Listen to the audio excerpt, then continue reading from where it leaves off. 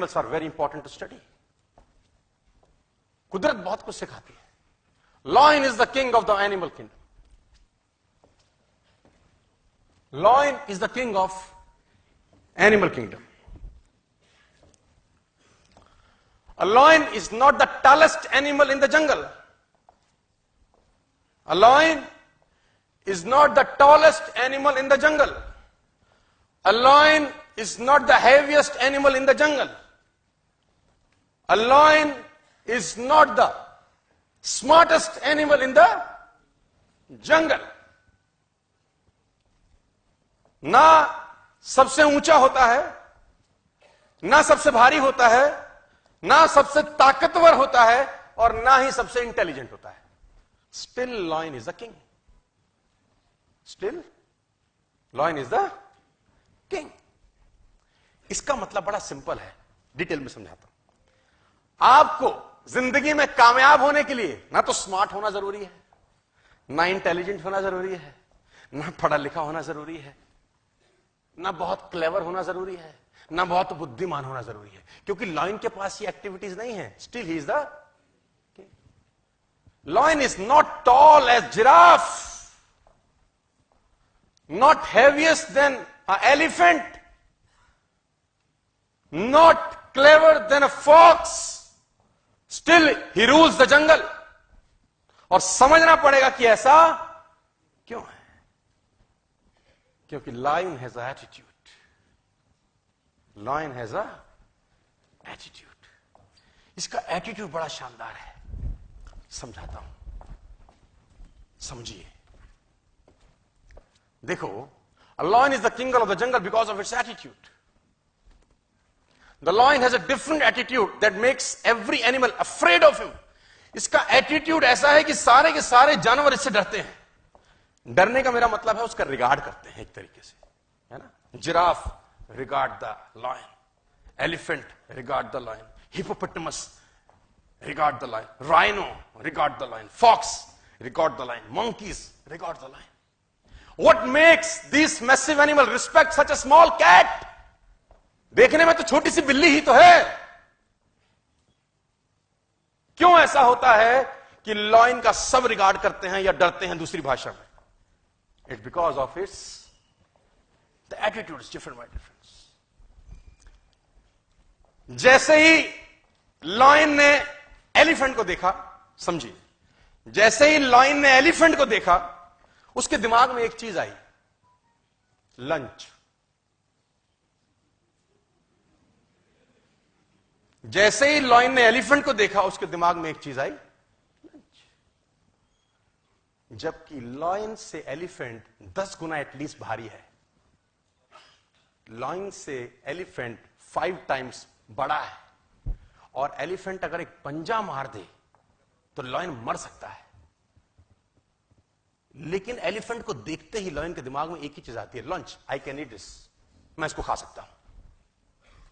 और दूसरी दिशा में एलिफेंट ने जैसे लॉयन को देखा, उसके दिमाग में आया, ईटर, साला खाएगा, उससे भारी है, उससे ताकतवर है, उससे बड़ा है, बस उसको लगता है कि ये खा जाएगा। और लॉयन जब एलिफेंट को देख के सोचता है लंच, तो वो उसी तरीके से एक्ट करता है, और एलिफेंट उससे घबराता है। मैं बताना चाहता हूं sir, a army of sheep led by lion will beat the army of lion led by sheep.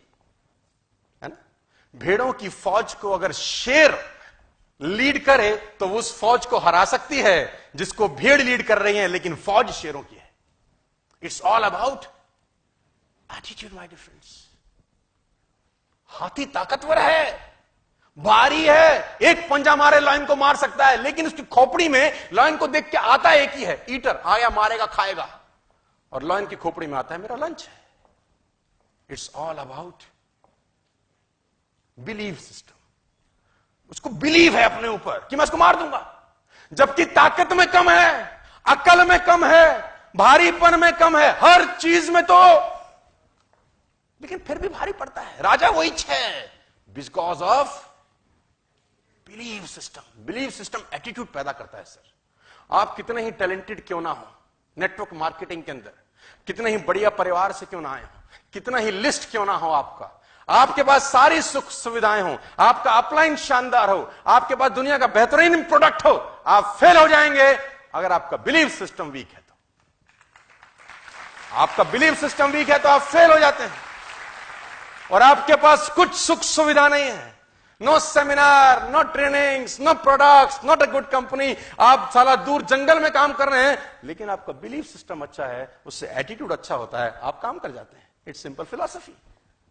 Nature बहुत कुछ सिखाती है। मैं बार बार एग्जांपल देता हूं। Before 1964 it was a myth कि कोई भी आदमी 1 मील की यात्रा 4 मिनट से पहले में नहीं कर सकता।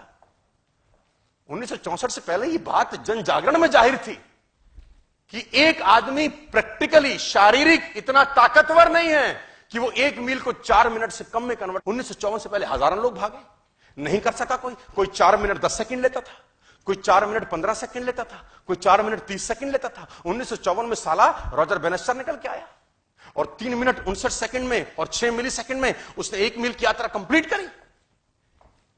उसको बिलीव था कि मैं कर दूंगा, बाकी लोगों को लगता था नहीं हो सकता। मजे की बात तो यह है कि 1964 में जब रॉजर बेनेस्टर ने किया, उससे पहले किसी ने नहीं किया। लेकिन आज जब मैं आपसे बात कर रहा हूं 29 जून 2019 को, मेरे जानकारी के मुताबिक 5 लाख से ज्यादा लोग ऐसे होंगे जो 1 मील की यात्रा 4 मिनट से पहले कंप्लीट कर चुके होंगे। Even school going kids, school में जाने वाले बच्चे कर गए। क्योंकि 1964 से पहले जब लोग ट्रैक पे दौड़ते थे तो उनके दिमाग में रहता था आज तक नहीं हुआ, आज भी नहीं होगा। हेलो, 1964 के बाद लोग जो ट्रैक पे दौड़े तो लोगों को लगा था साला रॉजर बेनेस्टर कर सकता है तो मैं भी कर सकता हूं। Believe system. और उस बिलीव सिस्टम के हिसाब से वो एक्ट करते हैं और बिलीव सिस्टम से एटीट्यूड पैदा हुआ और खेल चेंज हो गया। मैं बार बार उदाहरण देता हूं सर, 2011 से पहले किसी ने वनडे में डबल सेंचुरी नहीं लगाया था। Before 2011 nobody scored 200 in one day international.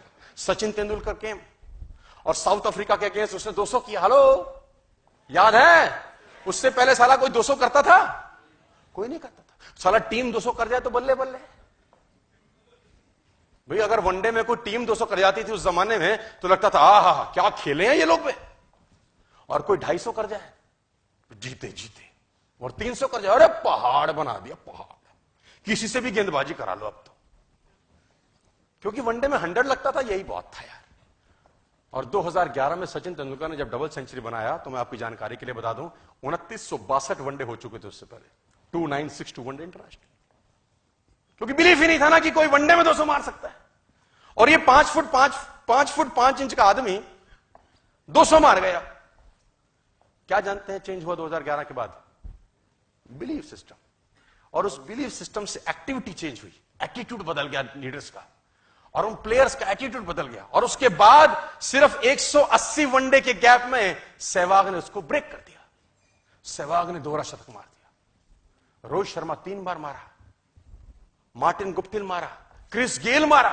दोहरे शतक की लाइन लगी 2011 के बाद, क्योंकि 2011 के बाद जब बल्लेबाज क्रिस पोतर था, उसकी खोपड़ी में तेंदुलकर का दोहरा शतक था, उसको लगता था साला ये मार सकता है तो अपन भी मार सकते हैं। It's all about belief system.